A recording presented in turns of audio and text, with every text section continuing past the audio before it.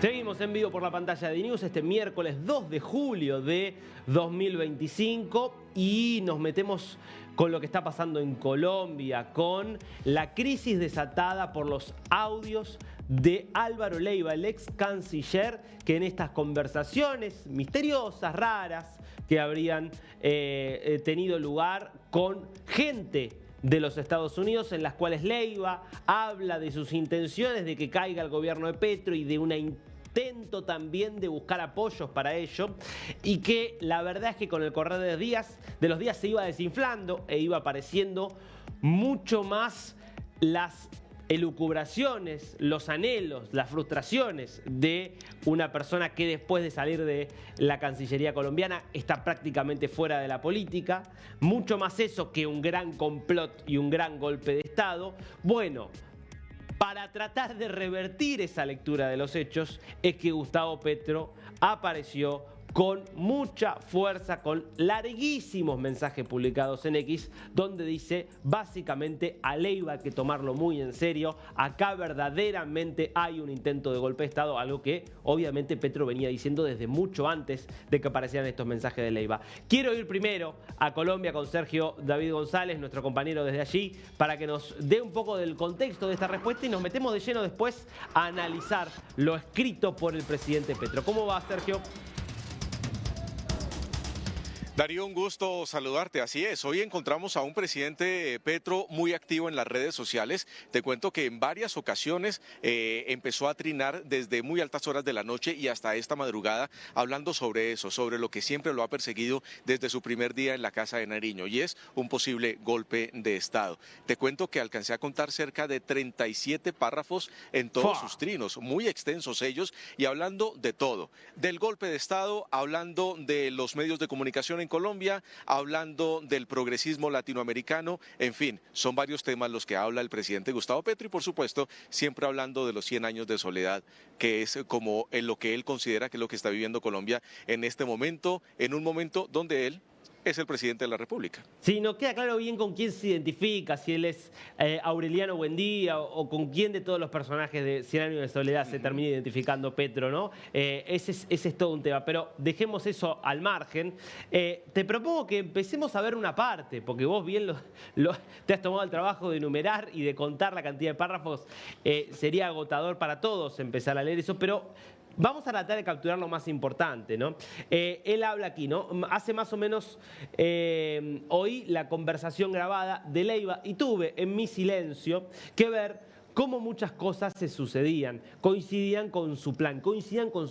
¿Cuántos desconocieron en este mes al presidente, ¿no? Ya empieza básicamente en este intento por reanimar esto que empezaba a caerse un poco, que es esta idea de que acá había un gran complot y no básicamente las elucubraciones de un señor como es Álvaro Leiva. Pero volvamos a estos mensajes, por favor, del presidente. No es el plan de un loco, a mí me parece central esto, no es el plan de un loco, Leiva no está loco, está lleno de odio y soberbia y se juntó con otros y otras llenos de odio y soberbia. Lo interesante acá, Sergio, para un segundo y ahora volvemos al texto, es que cuando Leiva decía que Petro tenía un problema grave con las adicciones, que Leiva decía que Petro faltaba a sus funciones, que Petro había cometido irregularidades importantes en el ejercicio de la presidencia, los mensajes de Petro iban sí un poquito en ese sentido de no le den bola, no le paren bolas, como dirían allí en Colombia, es un poco un loco. Palabra más, palabra menos es lo que había querido decir Petro en ese momento. Claro, Darío, dependiendo el momento de su publicación, ahí sí le funciona o no le funciona al gobierno nacional. En las cartas donde hablaba de la situación del presidente, de sus problemas de adicción, de su incumplimiento, de dejar la agenda en el exterior un poco aplazada, pues ahí el presidente Gustavo Petro, decía no le paremos tantas bolas y lo minimizaba en su totalidad, tanto que él empezó a hablar que es una leivada, así lo catalogó directamente y varias prensa relacionadas relacionada a Gustavo Petro, pues hablan de Leivada.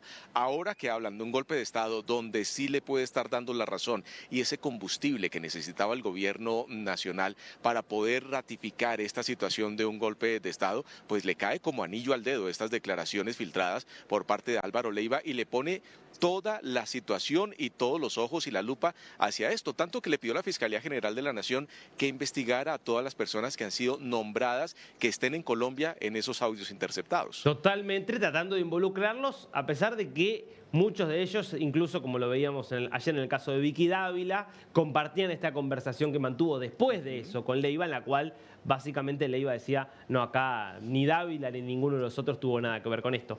Retomemos parte entonces del hilo publicado por Petro. Lo más peligroso de la estrategia de Leiva, quiero insistir en estos términos, ¿no? Petro queriendo hacer mucho hincapié en que acá hay un gran plan armado por Álvaro Leiva, es que conectó dos grupos armados, el Clan del Golfo y el ELN. El último ya no creía mucho en Leiva porque lo veían usando la paz para sacar ganancias económicas. El que sí copió fue el Clan, que envió el tema a sus jefes, la Junta del Narcotráfico. A ver, continuemos un poquito más con este mensaje, con otros extractos. Ahí seguimos.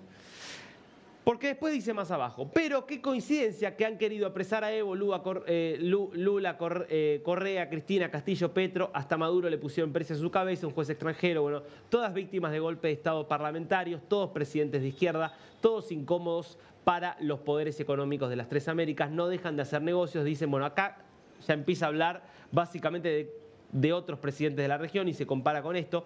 Quiero volver, Sergio, entonces al mensaje anterior, donde él decía, hace una especie de conexión, ¿no? Él dice, Leiva, Clan del Golfo, Junta del Narcotráfico.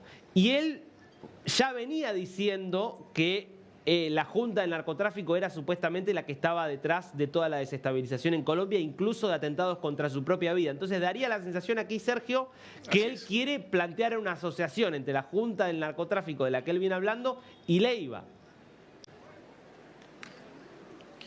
Así es, Darío, lo está uniendo en su totalidad. Es más, él ha dicho que la Junta del Narcotráfico está liderándose desde Dubái, que esa es como la oficina principal de esto, y desde ahí se empezarían a enviar recursos al Clan del Golfo para poder atentar contra su vida. Y él había dicho en meses anteriores que hasta con la vida de otras personalidades políticas en el país, y resultó después el atentado hacia Miguel Uribe.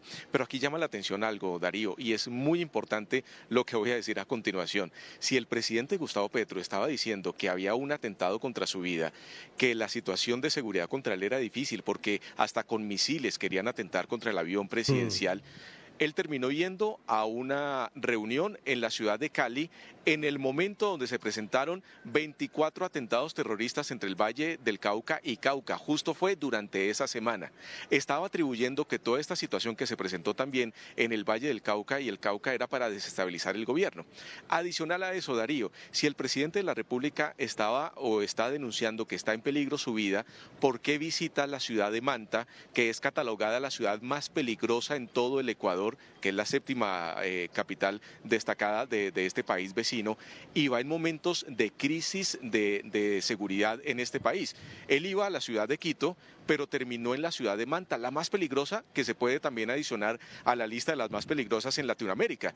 Entonces, si estaba con toda esta situación, debería guardar mucho más recato en esto a la hora de salir en la situación. Y está buscando toda el panorama de conflicto internacional para poderlo ubicar en un atentado contra su vida. Bueno, sin duda, y esto me parece importante también porque obviamente la visita a Manta, a la ciudad de Manta, dio lugar a todo tipo de especulaciones desmentidas por el gobierno. Hasta se había querido plantear que había ido a reunirse con alias Fito antes de que Fito fuera capturado por las autoridades ecuatorianas, algo que obviamente nunca tuvo demasiado sustento, pero bueno, ¿no? Es indicativo por lo menos de de mínima un contraste entre lo que se dice respecto de las amenazas sobre su vida y después las acciones que él toma en términos de a los lugares a los que decide ir y la forma en la cual se mueve en esos lugares, donde queda realmente muy expuesto.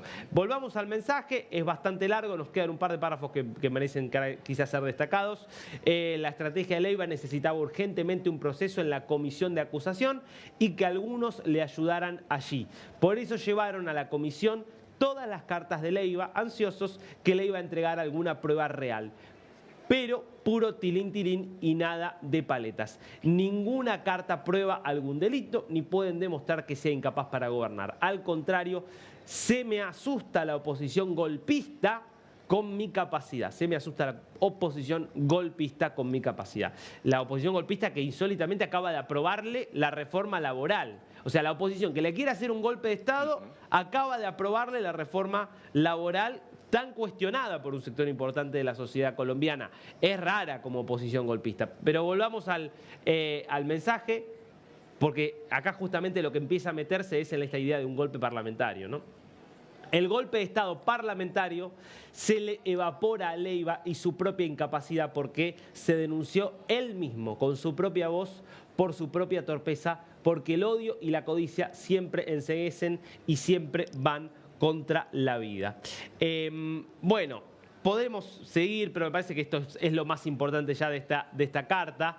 Lo interesante, Sergio, es que entonces lo que vemos es cómo el presidente va de alguna manera planteando que están todos en contra de él, que o lo quieren matar los miembros de la Junta del Narcotráfico o le quiere hacer un golpe de Estado del Parlamento y que entonces iba a utilizar las denuncias de Leiva como parte de la excusa para hacerle un golpe de Estado. O sea, daría la sensación de que están todos los grupos organizados, desde el Clan del Golfo hasta Efraín Cepeda en el Senado, todos de acuerdo para voltearlo al presidente. Es raro, la verdad por lo menos es raro. Suena un poquito conspiranoico como planteo. Sí, claro, Darío, y volvemos a lo mismo. Esto lo ha dicho desde el primer día en la Casa de Nariño, pero hay que tener en cuenta que esta misma situación se vivió cuando el presidente era el alcalde de Bogotá. Pasó algo similar, solo que ahora es a una escala nacional, y él siempre había dicho que no querían dejarlo gobernar en el distrito, que todas las obras que no se hicieron estaban relacionadas era porque no lo querían dejar gobernar, que no realizó las construcciones de los colegios en Bogotá porque no lo dejaron gobernar, y tanto así que la Procuraduría terminó destituyéndolo, después lo ganó porque se fue a instancias internacionales. Pero un punto muy importante del cual tocas en este trino, del cual dice el presidente que desde la comisión de acusación querían llevarlo y que demostrar que no estaba en sus capacidades para gobernar en Colombia. Hay en cuenta algo importante, Darío, y es que en días anteriores entrevistamos acá, tú lo entrevistaste al abogado del presidente Gustavo Petro, y ahí nos decía que él no ha recibido notificación alguna por parte de la comisión de acusaciones para adelantar todo el proceso de las denuncias contra Gustavo Petro en ese aspecto.